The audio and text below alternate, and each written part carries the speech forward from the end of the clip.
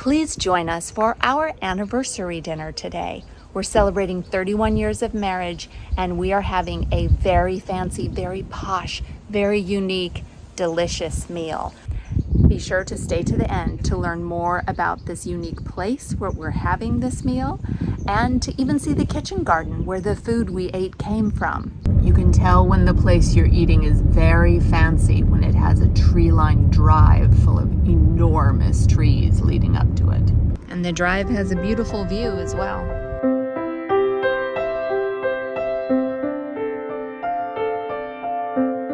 Gravetye Manor looks very grand indeed. I bet it will be a delicious place to have lunch. It's like dining in the middle of the garden with windows on every side.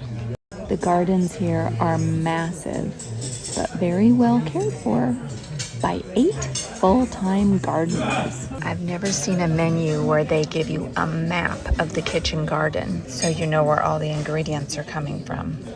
It lists 63 things.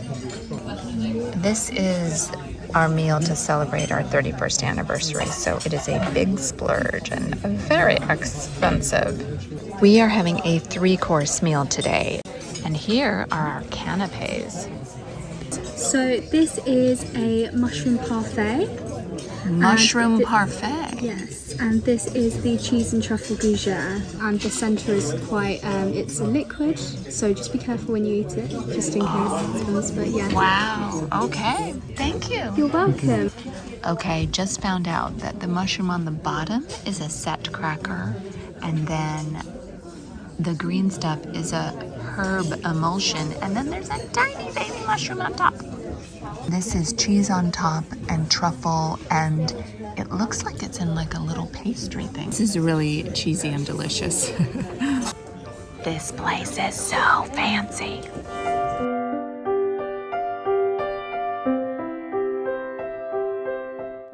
You know, if a meal involves 3 knives, it's going to be good. I decided to take a little break to find the ladies' room so that I could show a bit more of the hotel.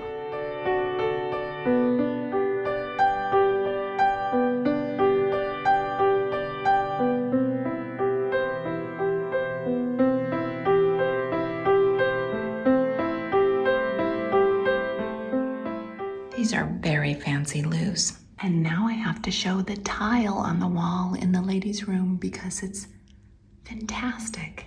Look at these characters.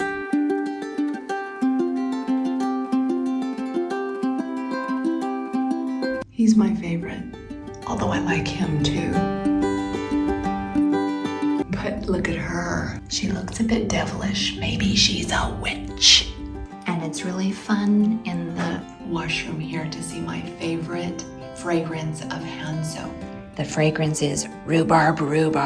Oh, those 3 knives were just the beginning. Now I have 2 more knives, so knife count is up to 5 for this meal. This is the amuse-bouche that you get before you eat your food at a super fancy restaurant. That is a salad from the garden. All different vegetables from the garden. It's lovely. I see baby cauliflower. This is a delicious selection of breads. I cannot remember the description of them all. And then this is butter covered in flour with a herby oil little puddle in the middle. This buttermilk brioche at the top of the basket. Ooh, so tasty. The first course, a langoustine, white beetroot, horseradish, and rose dish. You've got fish eggs in the middle of your flour. And I have sorbet made out of almond, and it has garlic in it, so I have no idea what that's going to taste like. A tomato tagette, almond, and citrus dish. My tomatoes have been peeled, and then there's little bits of jelly in here as well. This is a surprise course in between the 3 courses we knew we were getting.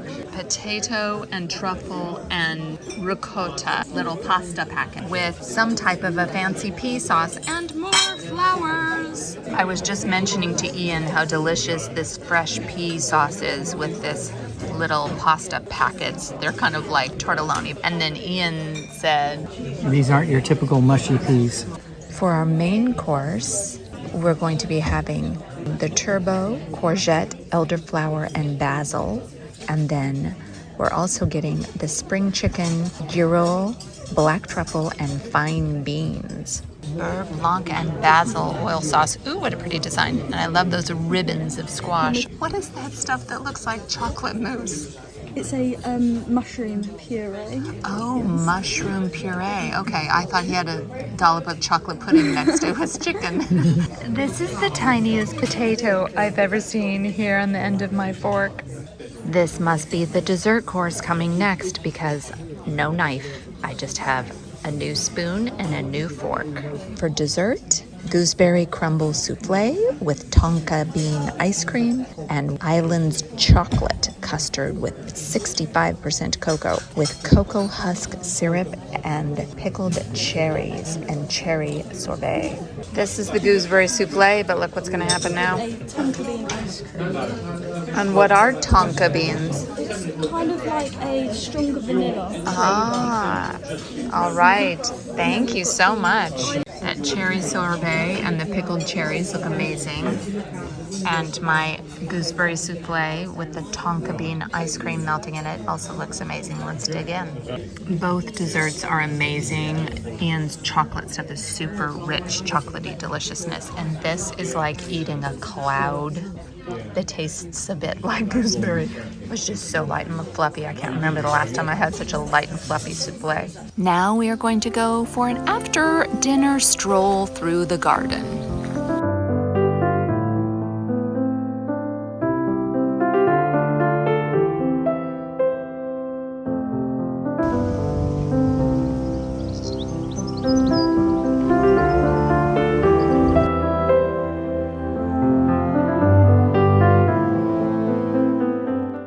Gratuitous shots of magenta flowers.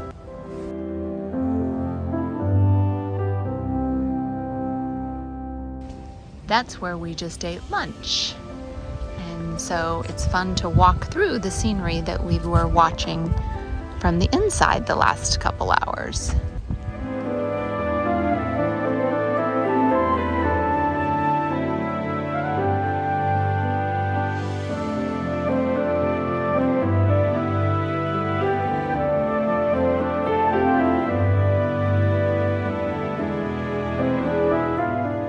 One more lily pond with magenta water lilies on our trip to Sussex and Kent. And this one has magenta roses around it. We're sitting here on the edge of the croquet field. We found a little enclosure to sit in so we don't have wind noise, so we can tell you about our meal. That was a very posh restaurant. It was the poshest restaurant I think I've ever eaten at. Yes. It's one of those things that you do once every 5 or 10 years. Yes. So that was a really special, splurgy thing to do for our anniversary. So thank you for finding such an awesome place to go and arranging that, Ian. We didn't want to talk too much while we were in there because it would look gauche. Yes. And we are frequently gauche, but we are. We're trying not to be. So it was bad enough that I had to film all my courses. Yeah. How hard would it be to be, you know, a monarch or some royalty or aristocrat? Celebrity even. Or a celebrity, where you get fed meals like that all the time, everywhere you go. Like, that would actually be exhausting. Yeah. I would just want a cheese and pickle sandwich and be done with it. It was beautiful. It was such an experience. The setting is amazing. Absolutely amazing. So, but what I want to hear about is tell me what you learned about the man behind Gravetye Manor. The owner of Gravetye Manor and the guy who created all these gardens was William Robinson. And he was born during the potato famine in Ireland in very impoverished circumstances. But he worked his way up in gardening circles, and he was able to sell lots of books about gardening. So he was a gardener.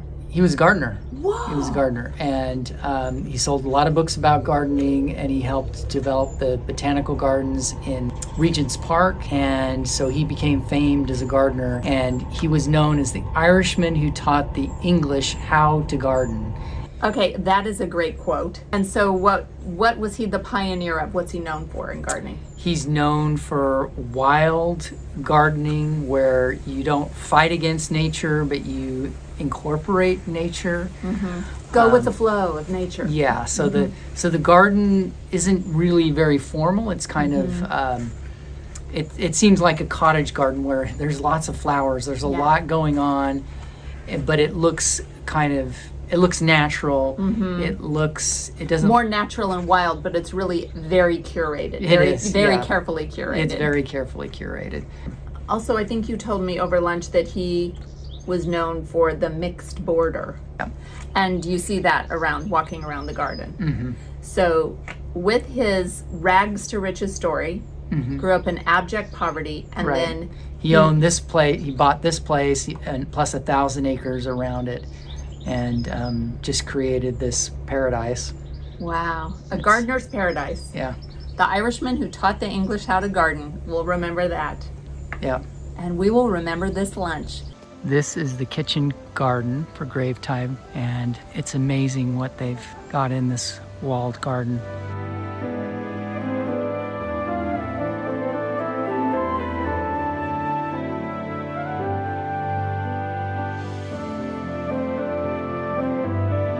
I've learned enough about English gardens to know that this is a pear tree that they're training to go up the wall here. But also it's kind of fun because there's actually pears on it. I think they put all this lavender in the garden to attract bees to help pollinate things that are growing here. These berries are very well protected. I love that the sweet peas have been in season while we've been here in Kent and Sussex the last couple weeks. I've never seen apples grown quite in this way.